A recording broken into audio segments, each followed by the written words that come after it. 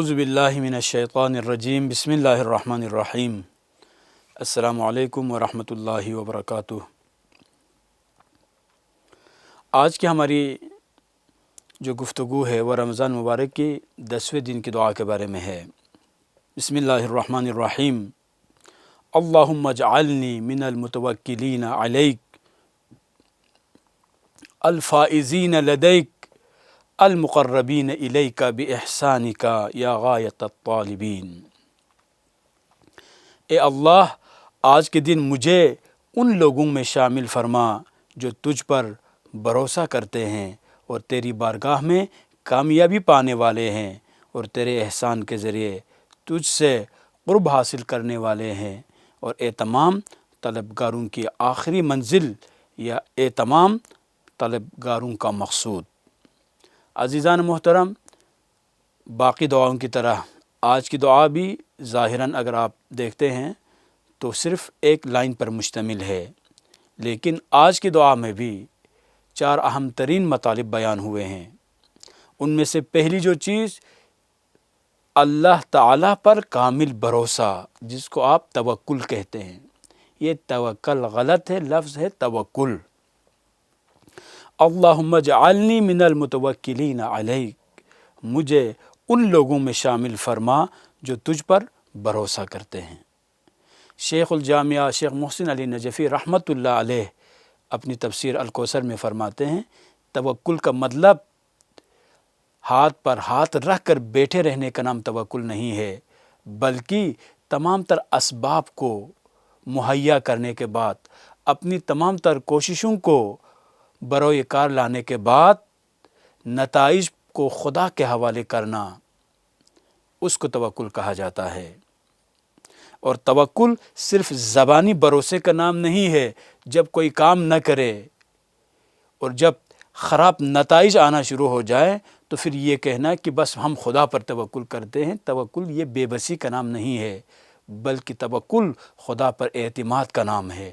اللہ تعالیٰ کے احکامات کو کما حقہ جتنا ممکن ہے انجام دے دیں، انجام دینے کے بعد ان عبادتوں کے جو نتائج ہے، ان عبادتوں کے نتیجے میں جو صلے ملنے ہیں، ان کو اللہ تعالیٰ پر چھوڑنا، یہ توکل ہے۔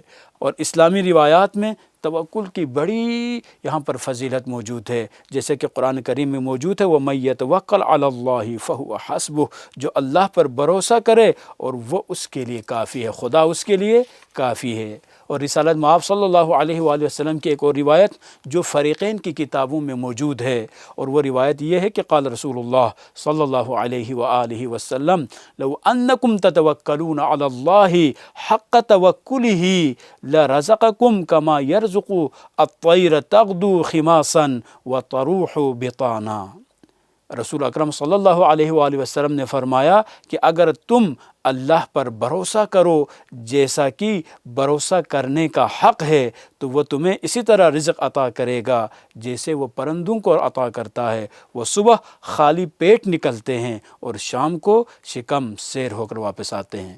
یہاں پرندوں سے سیکھنے کی ضرورت ہے۔ یہ پرندے اپنی جگہ پر بیٹھے نہیں رہتے، بلکہ اذان صبح کے ساتھ جیسے ہی سحر نمودار ہوتی ہے، یہ پرندے تسبیح الہی انجام دینے کے بعد یہ پرندے پرواز کرنا شروع کرتے ہیں۔ انسان کو بھی چاہیے ان حیوانات سے سبق حاصل کرتے ہوئے جہاں پر رات کو اسٹے کیا ہے، ادھر سورج غروب ہونے تک ایسے پڑے نہ رہے، بلکہ پرندوں کی طرح اڑنا شروع کرے۔ پرواز اگر انسان کرنا شروع کرے تو انسان کو بھی وہیں سے رزق مل سکتا ہے جہاں سے اللہ تعالیٰ پرندوں کو رزق ادا کرتا ہے، لیکن شرط یہی ہے پرواز ضروری ہے۔ جس طرح سے پرندے پرواز کیے بغیر رزق حاصل نہیں کر سکتے، انسان کو بھی روحانی طور پر بھی، معنوی طور پر بھی، جسمانی طور پر بھی پرواز کرنے کی ضرورت ہے۔ اور توکل کی اتنی فضیلت موجود ہے، امام محمد باقر علیہ السلام سے مروی ہے کہ من توکل علی اللہ لا یغلب ومن اعتصم باللہ لا یہزم، کہ جو اللہ پر بھروسہ کرے وہ کبھی مغلوب نہیں ہوتا، اور جو اللہ کی پناہ لے وہ ہرگز شکست نہیں کھاتا۔ آج کی اس کمپلیکیٹڈ جو ورلڈ ہے اس دنیا میں بھی وہی انسان آخر میں جی سکے گا جس کو خدا کی ذات پر توکل ہو، جس کو خدا پر بھروسہ ہو۔ لیکن جو خدا سے ڈسکنیکٹ ہو کے رہے گا، جو خدا پر بھروسہ نہیں رکھتا، وہ بالآخر ناکامی کا سامنا کرتا ہے اور وہ اپنی زندگی کو تباہی کی طرف لے کے جاتا ہے، اور ناکام زندگی گزارنے کے بعد ایک جہنم کا وہ حقدار ٹھہرتا ہے۔ لہٰذا ایک مومن کو چاہیے، ایک متدین انسان کو چاہیے اس ماہ مبارک میں خدا پر توکل کو بڑھائے، اپنے اندر ایمانی جذبے کو قوی کرے، تاکہ آپ اللہ تعالیٰ کے احکامات کو بجا لاتے ہیں تو بارگاہ الہی میں آپ کے اعمال قبول ہو جائے۔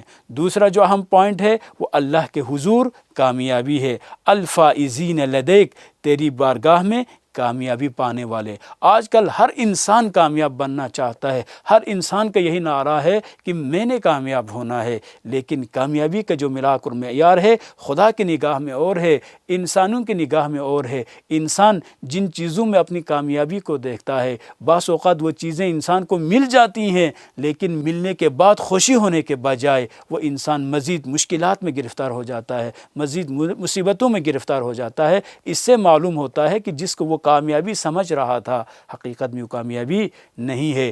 حقیقت میں کامیابی وہی ہے کہ جو سرور دائمی سے متصل ہو، اور وہ کامیابی خدا کی بارگاہ سے ہی مل سکتی ہے۔ اور قرآن میں آیت موجود ہے، فَمَنْ زُحْزِحَ عَنِ النَّارِ وَأُدْخِلَ الْجَنَّةَ فَقَدْ فَازَ، جو شخص جہنم سے بچا لیا گیا اور جنت میں داخل کر دیا گیا وہی کامیاب ہے۔ حقیقت میں زندگی کا جو مقصد ہے، حیات دنیاوی، یہ سب کس لیے ہے؟ یہ آخرت میں جو کامیابی ہے وہی کامیابی ہی سب کچھ ہے۔ اگر انسان اس دنیا کو گزارنے کے بعد چاہے جیسے بھی گزارے، ایمان کے ساتھ گزارے، مشکلات کا آنا یقینی ہے، ان تمام تر مشکلات کو فیس کرتے ہوئے اس دنیاوی زندگی کو اللہ تعالیٰ کی اطاعت میں گزارے، اور ایز اے رزلٹ وہ جنت کے حقدار اگر ٹھہرتا ہے، جہنم سے اگر اس کو نجات ملتی ہے، جنت میں اگر یہ پہنچ جاتا ہے، تو حقیقت میں یہی سعادت اخروی ہی سب سے بڑی کامیابی ہے۔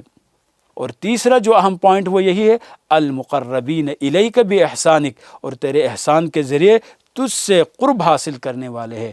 خدا کے احسان کے بغیر قرب الہی انسان کو نہیں مل سکتا۔ اور آیت قرآن موجود ہے، والسابقون السابقون اولئک المقربون، اور امام حسین علیہ السلام کی جو دعا ہے اس میں بھی یہ فرماتے ہیں، اے میرے معبود، جس نے تیری محبت کی مٹھاس چکھی ہو وہ بلا کیسے اور کو کیسے چاہ سکتا ہے۔ خدا کی محبت اگر انسان کو ملے، عشق الہی سے اگر انسان سرشار ہو، محبت الہی اگر کسی انسان کے نصیب میں آ جائے، تو یہ محبت اللہ تعالیٰ کے مزید قریب کرے گی۔ یہ محبت الہی انسان کو گناہوں سے بچائے گی۔ اور جو لاسٹ پوائنٹ ہے، یا غایت الطالبین، اے تمام طلبگاروں کی آخری منزل۔ یہاں پر ان تمام دعاؤں میں آخری جو اینڈ پوائنٹ ہوتا ہے وہ بہت ہی خوبصورت ہے۔ رسول اکرم صلی اللہ علیہ وآلہ وسلم کا فرمان ہے، ان اللہ یحب العبد اذا سألہ، جب بندہ خدا سے سوال کرتا ہے، خدا اس بندے کو چاہتا ہے۔ یہاں پر ٹوٹلی انسانوں سے انسان کوئی چیز طلب کرے، یہ انتہائی نامطلوب چیز ہے، لیکن خدا سے جتنا انسان سوال کرتا ہے اللہ انسان کو اتنا ہی پسند کرتا ہے۔ بس آج کی یہ دعا، اس دعا میں بھی باقی دعاؤں کی طرح 4 پوائنٹس ہی ہے۔ اللہ پر بھروسہ کرنا، کیونکہ وہی حقیقی مددگار ہے۔ دوسرا پوائنٹ ہے اللہ کے حضور کامیابی مانگنا، کیونکہ دنیاوی کامیابی عارضی ہے۔ اور تیسرا پوائنٹ ہے اللہ کے مقربین میں شامل ہونے کی دعا، کیونکہ یہ سب سے بڑی سعادت ہے۔ اور اللہ کے احسان کا امیدوار ہونا، کیونکہ وہی ہر دعا کو قبول کرنے والے ہیں۔ والسلام علیکم ورحمۃ اللہ وبرکاتہ۔